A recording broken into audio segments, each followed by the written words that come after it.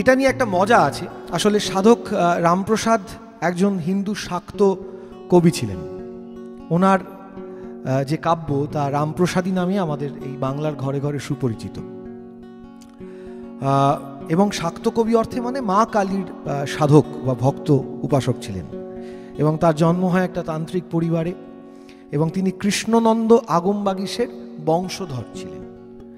নদিয়াতে রাজা কৃষ্ণচন্দ্রের সভার এক রত্ন ছিলেন তিনি, এটা কথিত আছে, আমরা শুনতে পাই সেই কথা। প্রচুর তার সাহিত্য বা কাব্য রচনা, বিদ্যা সুন্দর, কালী কীর্তন, শক্তিগীতি, এরকম অনেক কিছু রয়েছেন সাধক রামপ্রসাদের।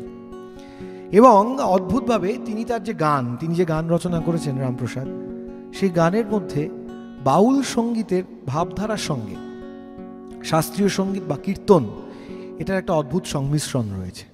যে গানটা গাইব সেটা একটি কীর্তনাঙ্গিক বাউল গান।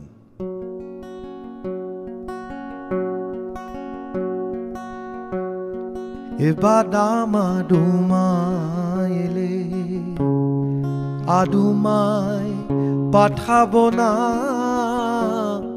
এবার আডুমায় এলে আডুমায় পাঠাবো না।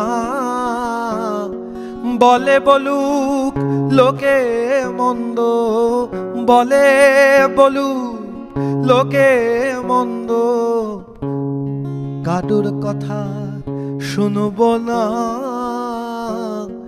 এবার আডুমায় এলে আডুমায় পাঠাবো না, এবার আডুমায় এলে। কুমার বাবা বলছেন,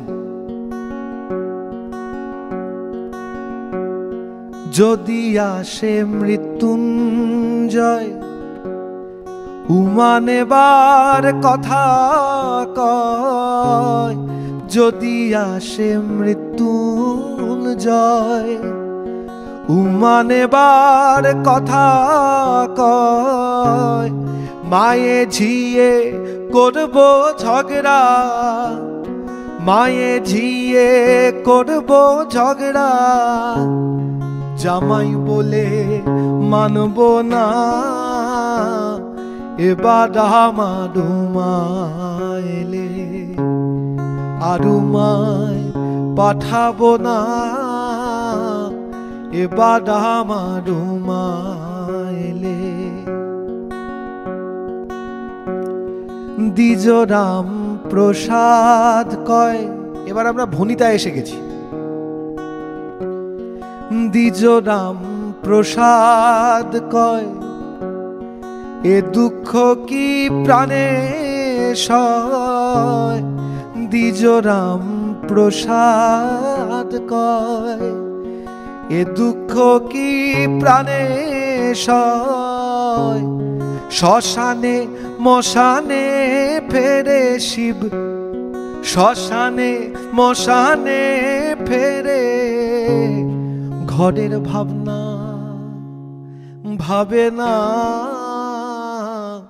এবার আডুমায় এলে আডুমায় পাঠাবো না, এবার আডুমায় এলে। বলে বলুক লোকে মন্দ, বলে বলুক লোকে মন্দ, কারুর কথা শুনবো না। এবার আডুমায় এলে আডুমায় পাঠাবো না, এবার আডুমায়।